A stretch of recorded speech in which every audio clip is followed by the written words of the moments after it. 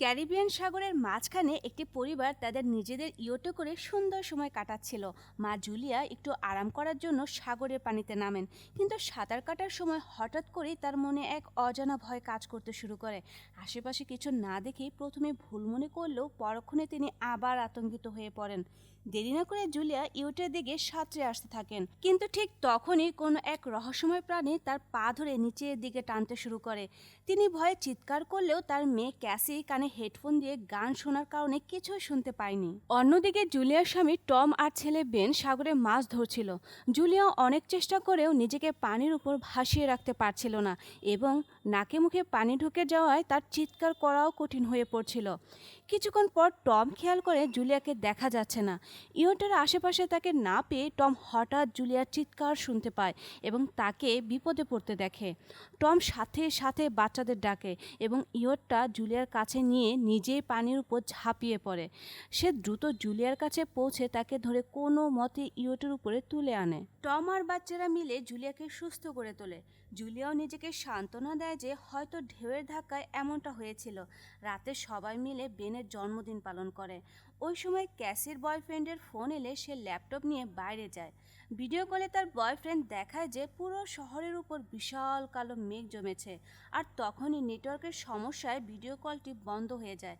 Cassie অবাক হয়ে এই আজব খবরটি তার বাবা মাকে জানায়, কিন্তু টম বলে তারা লোকালয় থেকে অনেক দূরে থাকায় হয়তো নেটওয়ার্কের এই অবস্থা।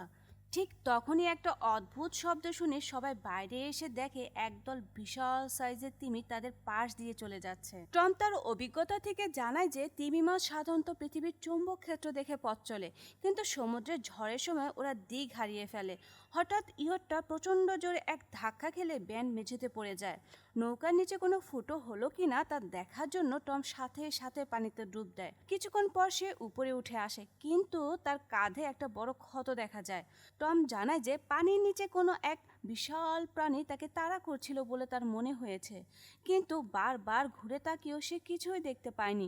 শেষ পর্যন্ত প্রোপেলারের ধাক্কায় তার কাঁধ কেটে গেছে বলে সে ধরে নেয়। টম বুঝতে পারে যে প্রাণীটি যাই হোক না কেন সেটি অনেক বড় ছিল।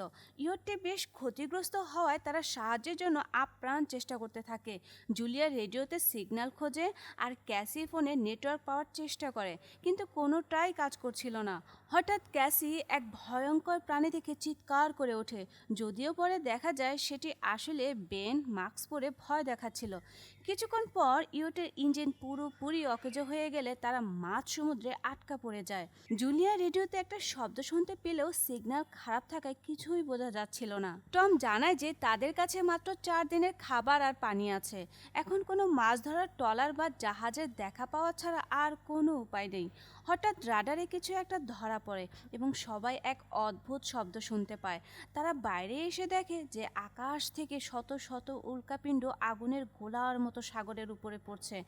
যেখানে এই গোলাগুলো পড়ছে সেখানে বড় বিস্ফোরণ হচ্ছে। একটা গোলা তাদের ইয়টের খুব কাছে পড়লে টম মরিয়া হয়ে ইঞ্জিন চালানোর চেষ্টা করে। কোনো মতে ইঞ্জিন চালু হলেও ঠিক তখনই আরেকটা বিশাল বিস্ফোরণে তারা চরম বিপদে পড়ে যায়। ভয়ে পরিবারের সবাই একে অপরকে জড়িয়ে ধরে। টম এবার বুঝতে পারে যে এগুলো উল্কাপিণ্ড নয়, বরং আকাশ থেকে পড়া স্যাটেলাইট। ইঞ্জিনের ধোঁয়া দেখে টম নিশ্চিত হয় যে সেটি পুরোপুরি নষ্ট হয়ে গেছে। বাতাসের বেগ বেড়ে যাওয়ায় সবাই ইয়টের ভেতরে আশ্রয় নেয়। তারা খেয়াল করে যে কম্পাসের কাঁটা উল্টাপাল্টা ঘুরছে। প্রচণ্ড ঢেউয়ের ধাক্কায় বেন আবারও ছিটকে পড়ে ব্যথা পায়। টম অনেক কষ্টে বাইরে থেকে লাইফ জ্যাকেট নিয়ে আসে। তখনই নৌকার বিদ্যুৎ চলে যায়। টম রিসেট বাটন চেপে আলো ফিরিয়ে আনলো। বেন হঠাৎ লক্ষ্য করে যে জুলিয়ার নাক দিয়ে রক্ত পড়ছে। জুলিয়ার মাথা ঘুরতে শুরু করে এবং ক্যাসি সিঙ্কে গিয়ে বমি করে দেয়। টম রেডিওতে বারবার সাহায্যের জন্য চেষ্টা করলেও কোনো সিগন্যাল পাচ্ছিল না। হঠাৎ এক তীব্র শব্দ আর ঝোড়ো হওয়ায় ইয়টটি তছনছ হয়ে যায়। জানালার কাঁচ ভেঙে ভেতরে পানি ঢুকতে শুরু করে। টম একটা ফ্লেয়ার জ্বালালেও মুহূর্তে চারপাশ অন্ধকারে ঢেকে যায়। পরদিন সকালে জ্ঞান ফিরলে তারা দেখে যে তারা বেঁচে আছে, কিন্তু পুরো ইয়টটি ধ্বংস হয়ে গেছে। বাইরে এসে তারা দেখে সমুদ্রের সব পানি শুকিয়ে গেছে এবং তাদের ইয়টটি এখন ধুধু মরুভূমির মতো এক বিশাল মাঠের উপর পড়ে আছে। সবাই এই অবস্থা দেখে খুব অবাক হয়ে যায়। ক্যাসি ফোনের সিগন্যাল পাওয়ার চেষ্টা করলেও দেখে যে সারা পৃথিবী নেটওয়ার্কহীন হয়ে পড়েছে। টম কম্পাস চেক করে বুঝতে পারে যে পৃথিবীর মেরু বা পোল পুরোপুরি উল্টে গেছে, যা প্রায় 7 লাখ বছর আগে শেষবার হয়েছিল। ক্যাসি তার বয়ফ্রেন্ডের কথা ভেবে ভেঙে পড়ে। জুলিয়া আর টম তাদের কাছে থাকা খাবার ও পানি পরীক্ষা করে দেখে। বেন তার জন্মদিনের বেলুনগুলো একটা পাথরের সাথে বেঁধে দেয় যাতে দূর থেকে কেউ তাদের অবস্থান বুঝতে পারে। টম আবারও রেডিওর মাধ্যমে যোগাযোগের চেষ্টা করে এবং এবার নাও নামের একজন সাবমেরিন ক্যাপ্টেনের সাথে তার কথা হয়। ক্যাপ্টেন জানায় যে তার সাবমেরিনও ডাঙায় আটকে গেছে। পৃথিবীর ম্যাগনেটিক পোল বা মেরু উল্টে যাওয়ার কারণে সমুদ্রের পানি সরে গিয়ে মাটি জেগে উঠেছে। সে আরও সতর্ক করে যে মেরু আবারও আগের অবস্থায় ফিরে আসবে এবং 1 সপ্তাহের মধ্যেই সমুদ্রের পানি প্রচণ্ড গতিতে ফিরে আসবে। তাই সে পরিবারটিকে দ্রুত উঁচু পাহাড়ে ওঠার পরামর্শ দেয়। ক্যাপ্টেন আরও জানায় যে তার সঙ্গী মারা গেছে এবং সাবমেরিনে মাত্র 3 জনের জায়গা আছে। জুলিয়া টম তাদের সন্তানদের বাঁচানোর জন্য ক্যাপ্টেনের কাছে অনুরোধ করে। ক্যাপ্টেন তাদের একটা লোকেশন দেয় এবং টম হিসাব করে দেখে সেখানে পৌঁছাতে 2-3 দিন সময় লাগবে। পরদিন সকালে তারা যখন ব্যাগ গুছিয়ে রওনা দেওয়ার প্রস্তুতি নিচ্ছিল, তখন টম দেখে এক ল্যাংড়া লোক হাতে হরপন নিয়ে তাদের দিকেই আসছে। লোকটির সাথে একটা কুকুর ছিল যা তাদের দেখে ঘেউ ঘেউ করছিল। টম লোকটিকে সাহায্য করতে গেলে সে উল্টো টমের মাথায় বোতল দিয়ে আঘাত করে।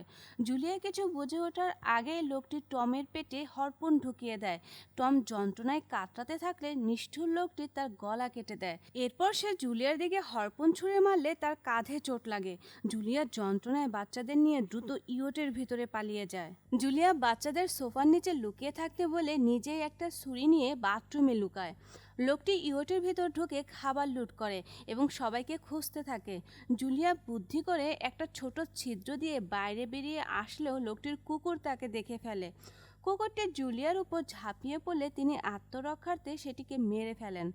কুকুরের চিৎকার শুনে লোকটি বাইরে এসে তার পোষা প্রাণীর মৃতদেহ দেখে রাগে পাগল হয়ে যায়।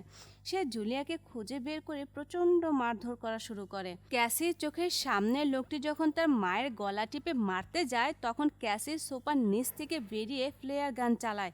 এতে লোকটির গায়ে আগুন ধরে যায় এবং ইয়টেও আগুন ছড়িয়ে পড়ে। জুলিয়া আহত অবস্থায় বাচ্চাদের নিয়ে কোনো মতে সেখান থেকে পালিয়ে যায়। যাওয়ার আগে তারা টমকে শেষ বিদায় জানায়। কিছুক্ষণ পরে এক বিশাল বিস্ফোরণে ইয়টটি ধ্বংস হয়ে যায়। তারা একটা ঝর্ণার কাছে বিশ্রাম নিতে থাকে। পথে তারা একটা মরা হ্যামারশেড, শার্ক এবং পানির নিচে জমে থাকা আবর্জনা দেখতে পায়। হাঁটতে হাঁটতে বেনের শরীর খারাপ হতে শুরু করে। জুলিয়া খেয়াল করে যে তাদের পানির বোতল প্রায় শেষ। ক্যাসের অসাবধানতায় পানি ফুরিয়ে যাওয়ায় জুলিয়া অনেক রেগে যায়। মা ও মেয়ের মধ্যে ঝগড়া হলেও শেষ পর্যন্ত তারা আবার পথ চলতে শুরু করে। মাঝপথে তারা একটা বিধ্বস্ত প্লেন খুঁজে পায় এবং রাতটা সেখানেই কাটানোর সিদ্ধান্ত নেয়। টমের কথা চিন্তা করে জুলিয়া খুব কান্নাকাটি করেন। রাতে সেই পাগল লোকটির আবার ক্যাসির উপর হামলা করতে এলে জুলিয়া এবার আর কোনো দয়া দেখায় না। তিনি ছুরি দিয়ে কুপিয়ে লোকটিকে চিরতরে থামিয়ে দেন। পরদিন সকালে তারা দেখতে পায় লোকটির লাশে অনেক পোকামাকড় এবং কাকড়া বাসা বেঁধেছে। জুলিয়ার বুঝতে বাকি থাকে না যে এই এলাকায় অন্য কোনো ভয়ঙ্কর প্রাণীও আছে। হাঁটতে হাঁটতে তারা একটা অস্থায়ী তাঁবু বানিয়ে সেখানে রাত কাটায়। সকালে এক অদ্ভুত শব্দ জুলিয়ার ঘুম ভেঙে যায়। সে বাইরে এসে দেখে হাজার হাজার কাকড়া ঢেউয়ের মতো তাদের দিকে ধেয়ে আসছে। তারা প্রাণ ভয়ে দৌড়ে একটা বড় মালবাহী জাহাজের কাছে পৌঁছায়। সেখানে 3 জন মানুষ থাকলেও তারা জুলিয়াকে সাহায্য না করে নিজেদের কন্টেইনার লক করে দেয়। কাকড়াগুলো জুলিয়ার পা কামড়ে ধরলেও বাচ্চারা তাকে টেনে কন্টেনারের উপরে তুলে নেয়। পরে কাকড়াগুলো কন্টেনারের ফুটো দিয়ে ভেতরে ঢুকে সে 3 জন লোককেই মেরে ফেলে। বালুঝড়ের মধ্যে জুলিয়া বাচ্চাদের হারিয়ে ফেললেও পরে আবার তাদের খুঁজে পায়। সে নিজের ক্ষতস্থান আগুনের ছ্যাঁকা দিয়ে পুড়িয়ে বন্ধ করে।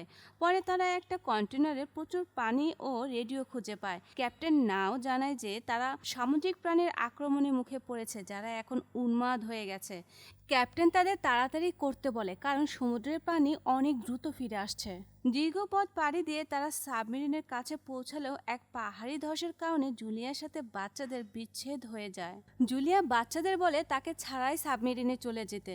বাচ্চারা সাবমেরিনের কাছে গিয়ে দেখে ক্যাপ্টেন নাও রক্তাক্ত অবস্থায় পড়ে আছে। ক্যাপ্টেন জানায় তার সময় শেষ। বাচ্চারা যেন সাবমেরিন নিয়ে চলে যায়। ক্যাসি তার মাকে ছাড়া যেতে রাজি হয় না এবং তাকে উদ্ধার করতে আবার ফিরে আসে। এদিকে জুলিয়া কাকড়াদের সাথে লড়াই করছিল। ক্যাসির সাহায্যে জুলিয়া পাহাড়ের উপরে উঠে আসে এবং তারা সবাই মিলে সাবমেরিনের ভেতরে আশ্রয় নেয়। ঠিক তখনই বিশাল জলোচ্ছ্বাস সমুদ্রে ফিরে আসে। সাবমেরিনটি প্রচণ্ড ঢেউয়ের তোড়ে ভাসতে থাকে। কিছুক্ষণ পর সবার জ্ঞান ফিরলে তারা দেখে যে তারা সবাই বেঁচে আছে, কিন্তু ঢেউ তাদের একটা আধুনিক কিন্তু ধ্বংসপ্রাপ্ত শহরের কিনারায় নিয়ে এসেছে। নতুন করে বাঁচার স্বপ্ন আর আশা নিয়ে মুভিটি এখানেই শেষ হয়। বন্ধুরা, এই ছিল সারভাইভ 2024 মুভির লোমহর্ষ কাহিনী। বিপদে পড়লে মানুষ যে কতটা ধৈর্য আর সাহসের সাথে টিকে থাকতে পারে, এই মুভিটি তারই এক দারুণ উদাহরণ। মুভিটি আপনাদের কাছে কেমন লেগেছে তা অবশ্যই কমেন্ট করে জানান। আর মুভিটি ভালো লাগলে লাইক দিন এবং আমাদের পরবর্তী মুভি এক্সপ্লেনেশন ভিডিওগুলো পেতে চ্যানেলকে সাবস্ক্রাইব করে রাখুন। আজ এই পর্যন্তই, দেখা হবে পরের ভিডিওতে। ধন্যবাদ।